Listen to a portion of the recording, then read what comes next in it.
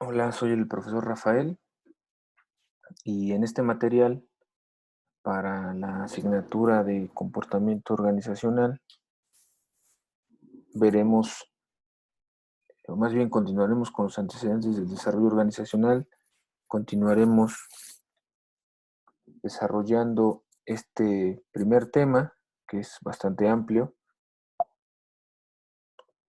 Estaremos abarcando un poco más, abordando un poco más el tema de teoría de sistemas, que ya lo habíamos comentado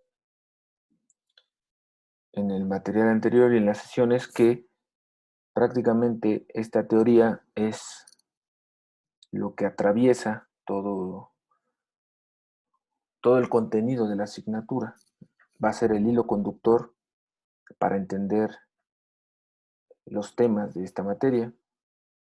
Tenemos la delegación de autoridad, trabajo en equipo, las limitaciones del comportamiento organizacional,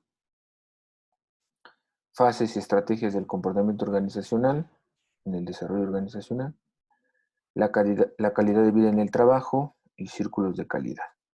Bueno, todo esto, recuerden, enfocado en el desarrollo de una organización, en el desarrollo organizacional. Empecemos entonces con ampliar el tema de teoría de sistemas. Recordarán que les dije que era importante entender que esta teoría de sistemas es comprender a una organización, a una empresa, como un organismo.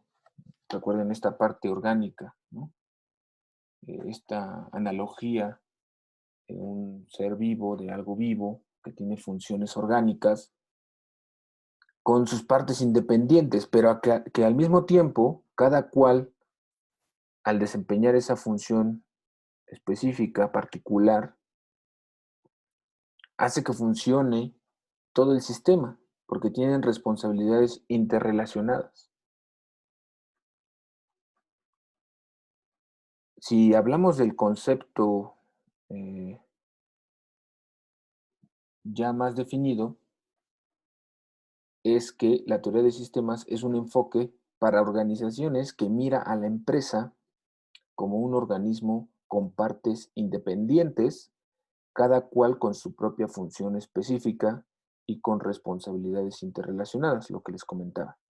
El sistema puede ser toda la organización, un departamento, división o equipo, pero ya sea la totalidad o solo una parte es importante para quien ejerce el desarrollo organizacional. Esto es importante porque debes saber cómo opera el sistema, cuáles son las relaciones y las interacciones que tienen precisamente esas partes que conforman a la organización en el sistema, ¿no? Como pueden ver, se puede utilizar esta teoría de sistemas en la organización completa, en la empresa completa, o se puede hacer un análisis de un equipo de trabajo, de un departamento, de una división, con esta analogía de la teoría de sistemas, ¿no? Como algo orgánico, como que todas sus partes hacen que funcione el sistema en su totalidad.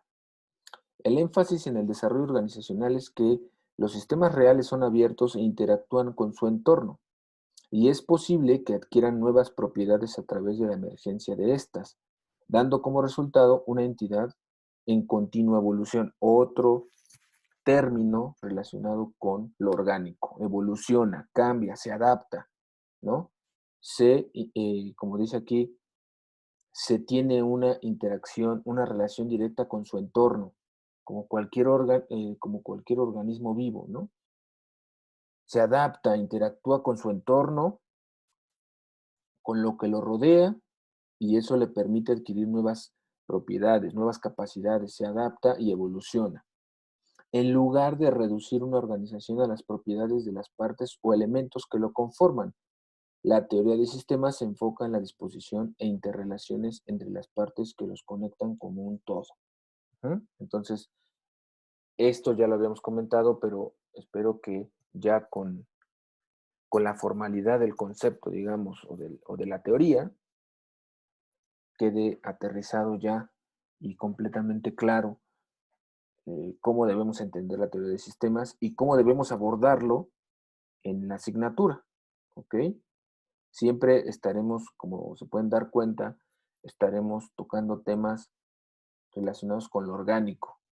Esto de evoluciona, se adapta, ¿no?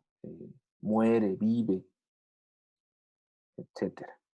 Es importante que cualquier duda o pregunta que haya generado también el concepto como tal, pues también lo puedan expresar en la siguiente sesión. ¿Cuáles son los puntos clave para entender la teoría de sistemas? La organización es un sistema abierto, ya lo decíamos, que interactúa con el medio ambiente y este continuamente adaptándose y mejorando. La organización influye y es influenciada por el medio ambiente en el que opera. Si una organización ha de ser eficaz, debe prestar atención al entorno externo y tomar las medidas necesarias para ajustarse y adaptarse a los cambios para seguir siendo relevante. Vean, todo tiene que ver con para tener claro y certeza de cómo opera el sistema en esta teoría es analizar también el medio ambiente, dónde interactúa, dónde se relaciona, con qué se vincula. Todas las partes de la organización están interconectadas y son interdependientes. Si una parte del sistema es afectada, todas las partes lo son. Entonces vean cómo todas están conectadas, todas son independientes, por eso dice interconectadas, interdependientes. No es posible saber todo el sistema, pero si se mira con suficiente atención, se puede descubrir un montón de pistas acerca de él, ¿no? Es decir, no es posible en esta teoría, da a entender que no es posible entender al sistema desde una sola perspectiva. Es decir, si tú te enfocas en analizar un sistema en su totalidad, perderías el enfoque de las partes interrelacionadas, interconectadas. ¿Mm?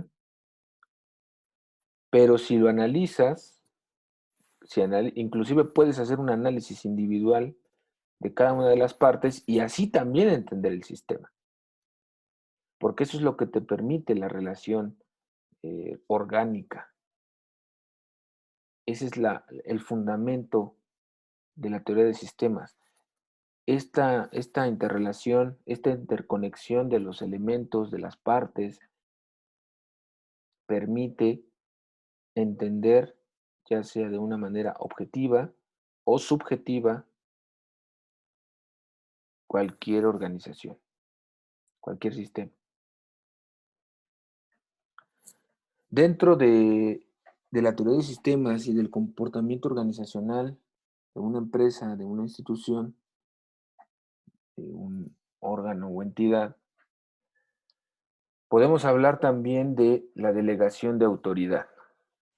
Se define como delegación de autoridad al proceso mediante el cual un superior cede algo de su poder y compromisos a uno o varios de sus subalternos para encargar labores y ocuparse de asuntos que requieran su dedicación. Es uno de los recursos esenciales en el desarrollo de cualquier tipo de gestión que se aplica en las organizaciones para reforzar el control interno a través de los escogidos que vigilan las tareas y toman las decisiones a implementarse. La delegación de autoridad, como lo pueden ver, es poder ceder cierto poder, ciertos, eh, poder permitir que los subalternos, que, que los empleados puedan llevar a cabo eh, algunos compromisos, puedan desempeñar tareas que sean de mayor importancia, que se tenga la confianza en uno o varios, eh, en enfocarse en ciertas actividades que son relevantes dentro del sistema, ¿no? Sobre todo en el control interno. Y entonces la autoridad delega, ¿no? Es decir, le permite atender estas actividades. le, le da su confianza para poder encargarse de estas labores, ocuparse de estos asuntos de suma importancia que requieren atención, que probablemente eh, el superior, el jefe o el líder, pues no pueden hacerlo,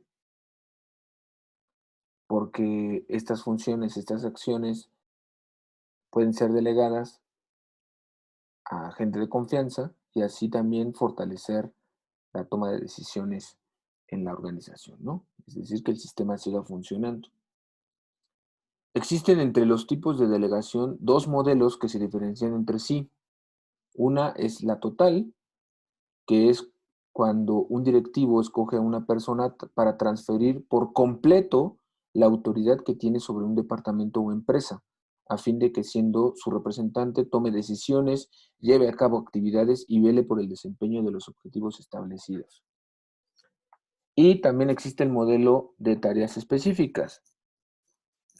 De igual forma puede suceder que la delegación de mando se produzca de una forma parcial y en vez de entregar totalmente las funciones y competencias de la gerencia, se transfiera simplemente sobre algunas labores concretas. Entonces, como pueden ver, hay dos tipos de modelos de autoridad. Una total, en donde se da completa autoridad eh, a un subalterno, se transfiere la autoridad, el poder de un gerente, de un líder, de un jefe, a otro individuo, a otra persona de su confianza, para llevar a cabo las actividades urgentes y, aquellas que sean importantes también para que el sistema siga funcionando. Esto puede ocurrir mucho en empresas donde el jefe o el gerente o el encargado pues tenga que viajar mucho y deja a cargo pues a una persona de su confianza que pueda tomar estas decisiones y reforzar así el cumplimiento de las actividades en la organización, en el sistema. O también, pues solamente delegar en algunas actividades muy particulares, en algunas funciones eh, mucho menos complejas, por decirlo de alguna forma, en relación a todo aquello que puede delegarse en un modelo total.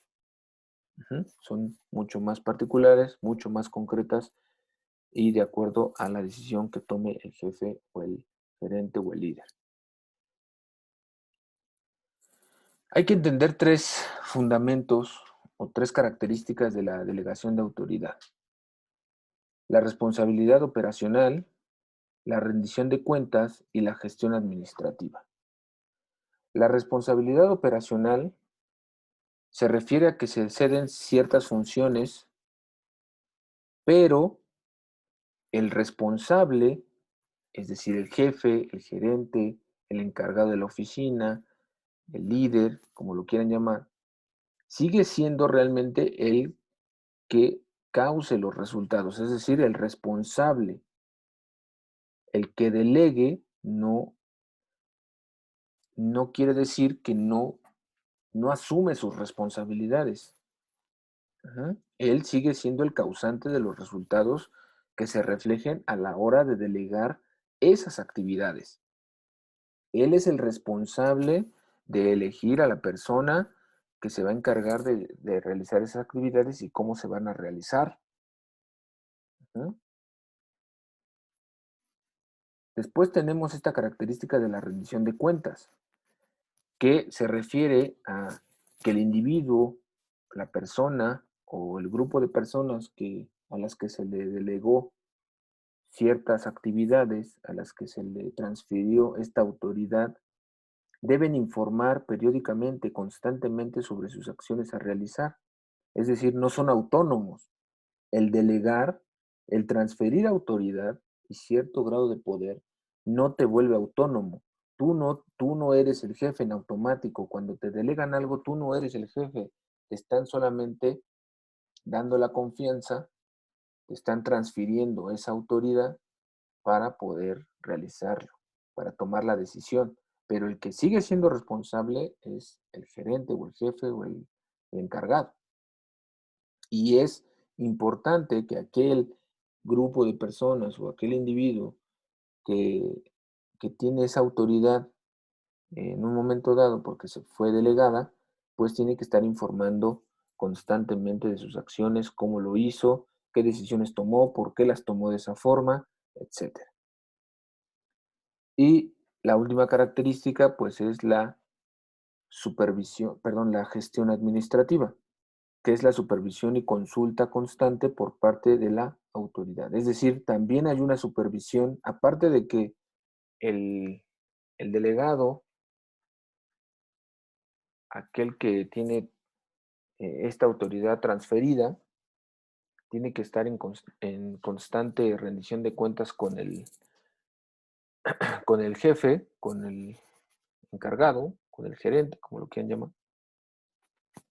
También existe esta gestión en la que aquel que otorga la autoridad, aquel que delega, aquel que transfiere, debe supervisar y consultar constantemente de lo que se está haciendo. Es decir, constantemente hay, si me lo permiten así, esta dicotomía de rendición de cuentas y y de poder solicitar esas cuentas, ¿no? Yo puedo supervisar, yo estoy preguntando constantemente qué se hizo, por qué se hizo de esa forma, qué lo hizo tomar esa decisión, para que pueda seguir funcionando en ese sentido el sistema. Esas son básicamente las características de la delegación de autoridad para poder entender cómo es que se llevan a cabo este tipo de acciones en una empresa o en una organización. A la par de la delegación de autoridad, que es, como ven aquí, una parte importante de la empresa, porque esto mantiene el cumplimiento de las actividades, mantiene el funcionamiento del sistema en un momento dado para que se cumplan con los objetivos organizacionales. A la par de eso, también tenemos el trabajo en equipo. Un equipo de trabajo es sólido cuando sus integrantes trabajan bien en conjunto, por lo que construir equipos eficientes es esencial para cualquier departamento dentro de la compañía. Construir equipos eficientes asegura los mejores resultados para la organización, así como empleados felices, motivados y comprometidos con el éxito de la organización. Ujú. Es muy importante que la empresa, que el sistema esté funcionando con los mejores elementos. Ujú. Que aquellos integrantes de ese equipo sean los adecuados, que estén capacitados, que estén contentos, que sea el personal idóneo para desempeñar ese trabajo. Para eso también existe el área de recursos humanos. Es este sistema que permite identificar las mejores características, las más sobresalientes o las que requiere un área en específico para llevar a cabo las acciones en esa parte. Y si es un buen equipo, si se construye con base a características positivas, con base al compromiso, con base a satisfacer también sus necesidades como empresa, a que esté motivado, a que esté capacitado, pues obviamente asegurará los resultados positivos en la empresa. Permitirá que la organización cumpla con sus objetivos, alcance sus objetivos.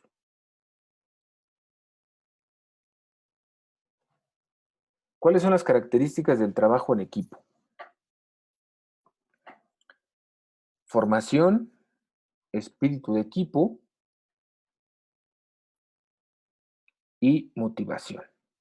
estos son los 3 ejes del trabajo en equipo, ¿no? Es decir, el primer paso o la primera característica para entender el trabajo en equipo, pues es su formación, es decir, juntar al equipo, formar al equipo.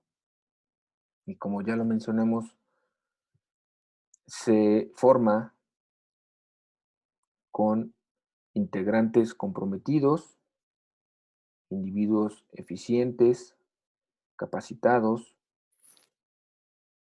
que necesitan, que requiere la organización, que requiere la empresa para poder desempeñar esas funciones. Que tenga las características necesarias, que tenga los conocimientos requeridos para poder desempeñar esas funciones. Regularmente, pues una empresa forma equipos también, muchas veces también por afinidad, ¿no? Por características similares, en donde se tiene la creencia que si comparten creencias similares, tienen elementos culturales similares, pues también pueden llegar a trabajar bien, ¿no? Sin embargo, pues la clave de la formación de un buen equipo de trabajo, pues tiene que ser un equipo diverso, multidisciplinario, preparado, comprometido y por supuesto que se tenga eh, mucha confianza en ese equipo. Todos los que trabajan en una empresa, en una organización, pues son un equipo de trabajo. Después tenemos el espíritu de equipo, es decir, aquello que hace que el equipo trabaje, que esté realizando sus funciones eficaz y eficientemente. Ujú. Ese espíritu de equipo es la razón de ser del equipo. ¿Por qué lo hacen? ¿Qué es lo que hacen? ¿Qué es aquello que impulsa al equipo a trabajar? ¿No? Puede ser este espíritu de sacar adelante a la empresa, puede ser este espíritu de realizar el trabajo de la mejor manera, pueden ser incluso acciones que sean también de forma individual, perdón, ¿no? O que compartan estos individuos, ¿no? Pueden ser también por un premio, es decir, hay una infinidad de motivos del por qué y de cómo se conforma el espíritu de equipo, ¿no? ¿Qué es esa razón de ser, insisto? Es por qué el equipo de trabajo está trabajando, qué es lo que hace que trabaje, que constantemente estén cumpliendo con los objetivos, que se levanten y que lleguen con ganas a la empresa, que les guste su trabajo. Y aquí viene el otro punto importante relacionado con el espíritu de equipo, que es la motivación. Un equipo de trabajo tiene que estar motivado en muchos sentidos, ¿no? Tienen que tener un reconocimiento individual y grupal, tienen que estar capacitados, tienen que satisfacer sus necesidades, tienen que tener eh, prestaciones justas, un salario justo, tiene que ser reconocido por la empresa, tiene que tener este sentido de pertenencia muy arraigado para con la empresa, con la institución, que al mismo tiempo también puede dar este espíritu de equipo, ¿no? Yo me siento motivado, yo me siento contento, me respetan, me hacen sentir bien como trabajador, les gusta mi trabajo, me felicitan, me pagan bien, me capacitan. pues entonces tengo un espíritu, ¿no? De equipo para sacar adelante esto, ¿no? Por la empresa que nos hace bien, que nos apoya, que además también puede ser que tengan un objetivo altruista, ¿no? Es decir, bueno, la empresa hace cosas en bien de la sociedad, bueno, pues eso también puede ser un espíritu de equipo. Es aquella razón de ser, aquello que nos impulsa a trabajar en equipo, ¿no? El buen ambiente, la, el hecho de poder llevarse bien también puede ser un motivo para alcanzar ese espíritu de equipo. ¿Cuáles son las limitaciones del comportamiento organizacional? Bueno, todo esto que estamos hablando de delegación de autoridad, trabajo en equipo, teoría de sistemas, tiene que ver con el comportamiento organizacional. Es decir, como lo mencionamos en el material anterior y en las sesiones también, en la sesión anterior, dijimos que esto del comportamiento organizacional se da a raíz de estudiar, de analizar cómo es que los individuos se comportan, se relacionan, interactúan con los demás en sus lugares de trabajo, ¿no? Mencionábamos estos antecedentes de las empresas norteamericanas, de las fábricas norteamericanas, etcétera, ¿no? Y se puede hablar inclusive de limitaciones del comportamiento organizacional.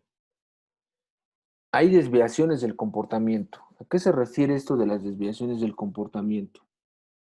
Un individuo puede tener una desviación del comportamiento en el sentido de no cumplir con las expectativas del trabajo, de sus funciones, no sentirse a gusto con la empresa, no sentirse bien físicamente, emocionalmente, etcétera. Y esto se da porque carece de una comprensión sistémica. Cuando se habla de una desviación de comportamiento es porque este individuo no entiende el funcionamiento orgánico donde está ajeno a ese comportamiento. Ujú. Se comporta de manera individual, no de manera grupal, no de manera colectiva, no en equipo, no trabaja en equipo. Esa es una desviación del comportamiento. Es retraído, se aísla, no se lleva bien con los compañeros de trabajo, inventa cosas, ¿no? Porque no tiene esta comprensión sistémica, no entiende que él es parte de un sistema y aunque él sea esta parte individual, pues es parte de un todo y que hace que funcione todo el sistema, ¿no? También una de las limitaciones del comportamiento organizacional es el beneficio decreciente. Es decir, aquí se refiere a, bueno, aquí en el esquema pueden ver que es la cantidad óptima de una determinada práctica. ¿A qué se refiere esto? Bueno, cuando un individuo, cuando un grupo de personas empieza a tener esta idea decreciente de que ya dio lo máximo, ya no hay un beneficio más allá de lo que hacen, ¿no? Ya no hay una, digámoslo así, una motivación extra sobre su práctica. Es, ya lo perfeccionaron, creen que ya lo perfeccionaron, creen que ya no hay nada más allá de lo que pueden llegar a hacer, no hay interés, ¿no? Ya creen que lo que ya dieron en esa área, en las actividades que desempeñan en la empresa, pues es suficiente. Ya no hay más. Por eso dice beneficio decreciente. Va decayendo su actividad, su, va decayendo su identidad con la empresa, va decreciendo eh, su motivación, ya no trabaja en equipo. Ese es un beneficio decreciente. Después tenemos la manipulación de personas. También en equipos de trabajo, en, en este tema del desarrollo organizacional y el comportamiento organizacional se puede dar la manipulación de personas. Es decir, que un individuo, una persona, pues tenga fines egoístas en relación con los miembros de la organización. Estos fines egoístas se refiere a que el individuo pues solamente busca su beneficio, se aprovecha de sus compañeros de trabajo, se aprovecha de las acciones del trabajo en equipo, saca ventaja de algunos puntos que el equipo de trabajo tiene en su conjunto, ¿no? El que los hace fuertes, digámoslo así. Él saca ventaja de eso, manipula a sus compañeros de trabajo solamente para sus fines personales, sus fines egoístas. No piensa en el colectivo, no piensa en el equipo, no piensa en la empresa. Ujú. Y por último, bueno, hay otro tipo de problemas en cuanto a las limitaciones del comportamiento organizacional, que es su contexto, sus emociones y sus objetivos individuales, ¿no? También el individuo se puede comportar eh, de una manera eh, aislada, por decirlo de alguna forma, o ya no se siente parte del sistema, mejor dicho, cuando tiene que atender otro tipo de problemáticas en su vida, ¿no? El contexto en el que vive, sus emociones, cómo está con la familia, cómo está emocionalmente, si tiene problemas con su pareja, con sus hijos, si ha tenido la pérdida de algún familiar, ¿no? Si sus objetivos individuales ya cambiaron, ya no son los mismos que el sistema, que la empresa, ya no quiere seguir con lo que está trabajando ahí, con sus labores, con sus acciones. Él busca eh, él busca otros objetivos, ya son sus objetivos que ya no van acordes al sistema. Y por supuesto, si no van acorde al sistema, quiere decir que es ajeno al sistema, ya no es parte del sistema. Eso es una limitante del comportamiento organizacional. Después tenemos las fases y estrategias del comportamiento organizacional. Esto se da recuerden, todo esto en el contexto de trabajo en equipo, de los grupos que están en una empresa, cómo se comportan organizacionalmente, es decir, en colectivo, ¿eh? Recuerden, no estamos hablando de individuos aislados, independientes, estamos hablando de estos elementos que interactúan, que se relacionan todo el tiempo, constantemente y que sacan adelante el sistema. Para entender el comportamiento organizacional o estas fases del desarrollo organizacional, pues se necesita primero hacer un diagnóstico inicial. ¿Cómo funciona? Diagnosticar el nivel de funcionamiento del equipo, de los individuos en colectivo. Cómo están trabajando, cómo se sienten, cómo están sacando el trabajo, etcétera. Después existe, la siguiente fase es la eliminación de barreras, es decir, comprender si fuera el caso de los problemas que se están dando dentro del grupo, dentro del sistema, dentro de la organización, que no permiten que el sistema siga funcionando, ¿no? Comprensión del problema. Eliminamos barreras, comprendemos y eh, planificamos, que es la segunda fase, la tercera fase, ¿no? Planificamos con base a esta comprensión del problema, con esta eliminación de barreras, planeamos un plan, valga la redundancia, un plan de acción, determinamos un plan de acción para implementarlo, para implementar este plan de acción en el colectivo, en el grupo de trabajo o en los grupos de trabajo, para educarlos, para educarlos en el sentido de cómo van a interactuar ahora, a partir de ahora, ¿no?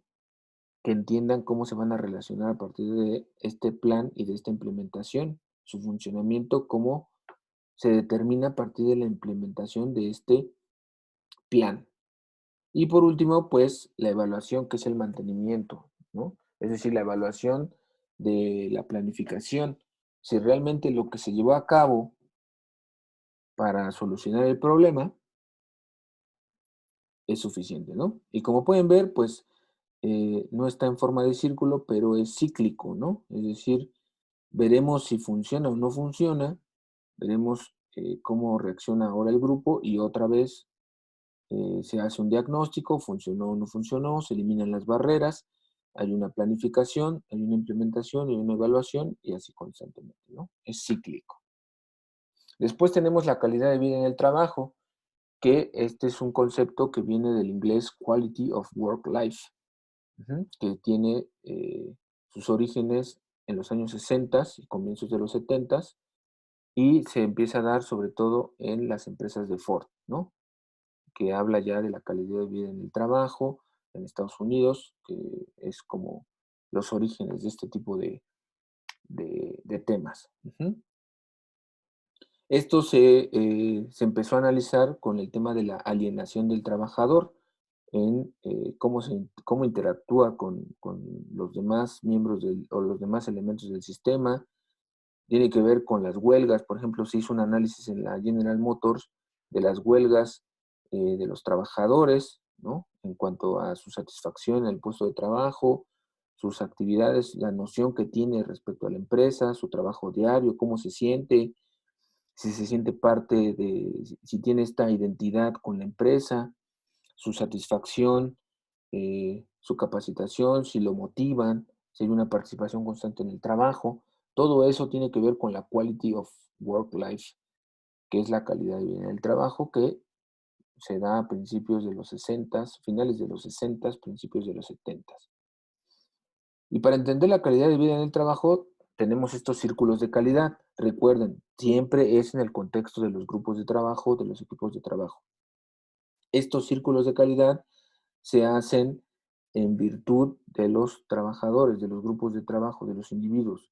Primero se identifican las problemáticas, se da una propuesta de solución, se ejecuta la solución y después se evalúa la solución. Esto es básicamente parecido al tema del comportamiento en las fases y las estrategias organizacionales. Sin embargo, aquí va enfocado a los círculos de calidad. Aquí va en cuanto a la interacción y a la relación que tienen los elementos, cómo se relacionan entre sí los elementos dentro del sistema. Aquí estamos hablando de los círculos de calidad de los individuos o de los equipos de trabajo. Es decir, identificamos los problemas de la calidad que se están dando dentro del sistema, de la calidad de vida de los trabajadores, de la calidad del producto, todo en virtud de la empresa, de lo que fabrica, de lo que se crea, de lo que se produce, de los individuos, etcétera, en su calidad. Hay una propuesta de solución, pero esto, a diferencia de acá, aquí se llevan a cabo estas fases por parte de los encargados del, del recurso humano. Acá no, acá lo hacen los propios individuos, el propio recurso humano, ajá, que ellos mismos crean una propuesta a la solución del problema para mejorar su calidad de vida, su entorno, las interacciones, las relaciones que hay en el equipo de trabajo. Se ejecuta esta solución planteada por el mismo equipo de trabajo o algunos miembros del equipo de trabajo y después se evalúa en cuanto a su funcionamiento, si realmente funcionó, si realmente fue eficaz a la hora de que estos grupos de trabajo los implementaron desde, desde lo interno, vamos, ¿no? Esto es intrínseco a los grupos de trabajo. Esto es, digamos que estas fases son externas y los círculos de calidad son internos a los equipos de trabajo.